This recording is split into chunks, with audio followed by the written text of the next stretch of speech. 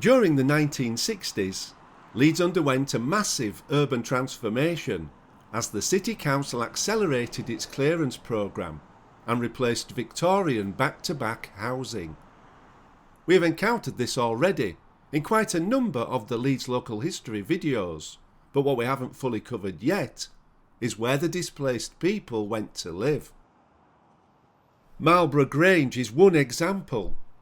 Built on the western edge of the city centre, this small estate showcases some of the types of social housing introduced in Leeds in the mid-1960s.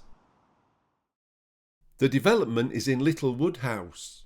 Park Lane is to the north. The Inner Ring Road is to the south and east. The city centre is just a short walk away to the east. At the centre of the development is a 17-storey tower block called Marlborough Towers, containing 99 flats. It was approved for construction in 1963 and was officially opened on the 12th of March 1966 by Right Honourable Alice Bacon, MP. The block was designed by the city architect and architectural firm Gillinson Barnett and Partners, utilising reinforced concrete with hollow pot floors and brick-clad cavity walls. 4 blocks of flats were tendered for at the same time. The other blocks are Holborn Towers in Woodhouse on Shea Street and Burnsall Croft and Burnsall Grange, located close to Theke Lane in Armley. Surrounding Marlborough Towers are 7 4-storey blocks of maisonettes.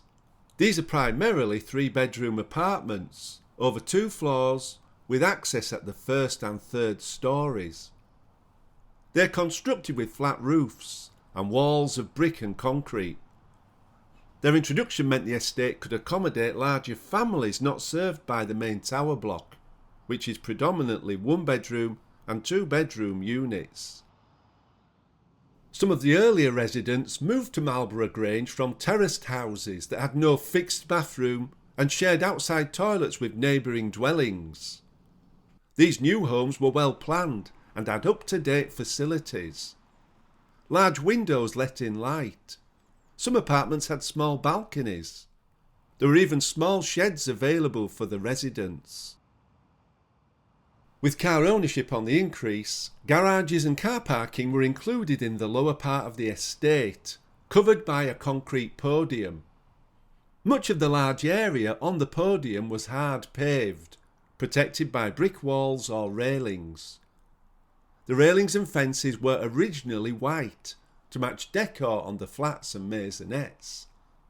There was a good deal of open space, ideal for children to play in relative safety, but play wasn't necessarily encouraged.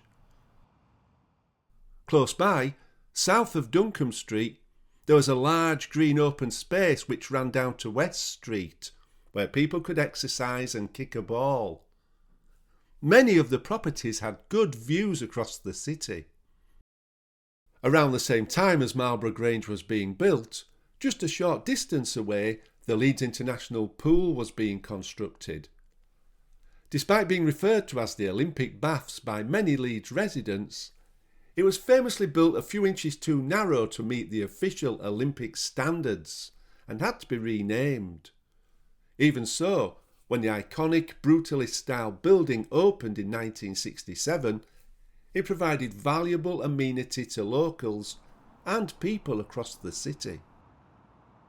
The construction of the nearby section of the Inner Ring Road in the early 1970s arguably brought unwelcome changes to the area.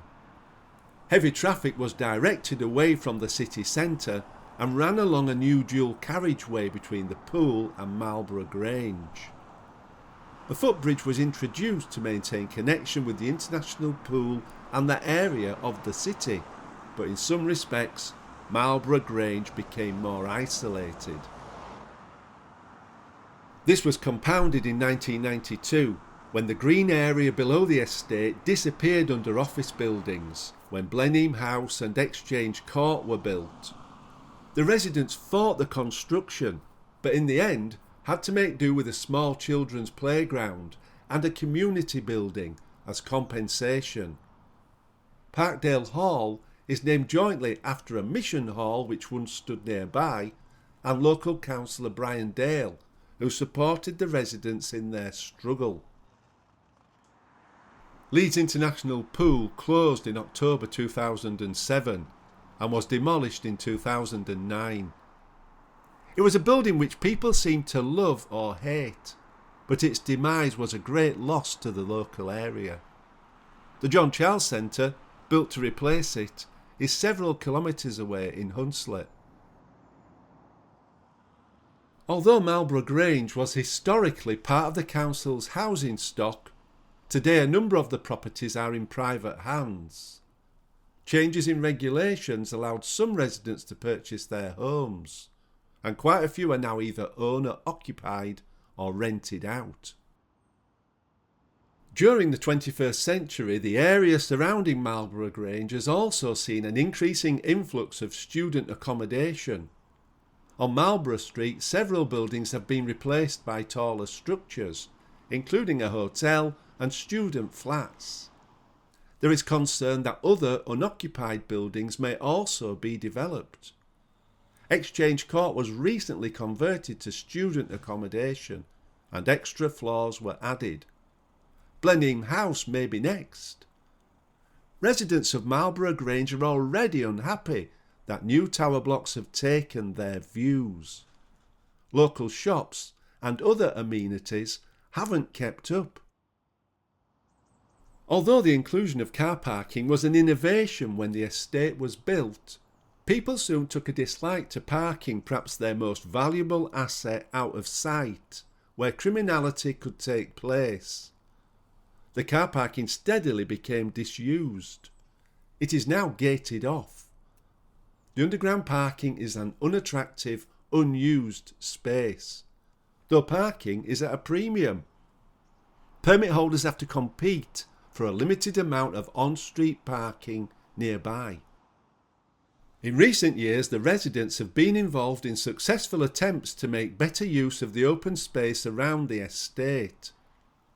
There is a community garden where flowers, fruit and vegetables can be grown. Seating has been installed. There are grassed areas to soften the hard surfaces that prevail. Marlborough even has a green roof. These activities have encouraged community spirit. Additional fencing has also been introduced to protect properties and make clear boundaries. Marlborough Grange takes its name from Marlborough Street, which runs down to West Street and forms the western border of the estate. Prior to the development, much of the area was a large expanse of wasteland, and it had been like that since before the Second World War. This photo is dated 3rd of March 1941, and the small building in the foreground is a brick air raid shelter. Marlborough Street runs up to Park Lane in the distance. There were once streets of Victorian terraced houses here, such as Chatham Street, which ran parallel with Marlborough Street between Park Lane and West Street. The low-walled yard on the left is the outside toilet shared by the houses. On Park Lane, roughly behind where the bus stops are located today, was once the Pineapple Inn, operated by Joshua Tetley's and Sons. It was an impressive building and would have been a landmark in the district. Chatham Street runs down the hill to the right of the pub. At the bottom end of Chatham Street was the junction with West Street. At one time, West Street was an important road running in and out of the city, and you can see there were shops and businesses along it. Sadly, the introduction of the Inner Ring Road cut the road in two, and West Street is now nothing more than a slip road onto the motorway. In this map from 1908, you can see the names of the streets that were once here in this part of Little Woodhouse. Marlborough Street still runs between Park Lane and West Street. When the outline of Marlborough Grange is superimposed, you can see what was here before. Hanover Street, Howard Street, Park Street and Brammer Street have all gone, Duncombe Street and Fountain Street still exist as the present road boundaries to the south and east. While some 1960s housing in Leeds has already reached the end of its useful life and has been pulled down, Marlborough Grange appears to be standing the test of time. It has many redeeming features, and a community feeling seems to exist. It does have its problems. Parking is an issue, and it feels like something should be done to bring the parking area back into use. But, on the whole, despite the pressures around it, Marlborough Grange appears to be doing well. And having been around for over 60 years, it has taken its place in the history of Leeds. This is one of many Leeds local history videos on the Geography Juice channel. Please press like, subscribe and add any comments below. Thank you for watching.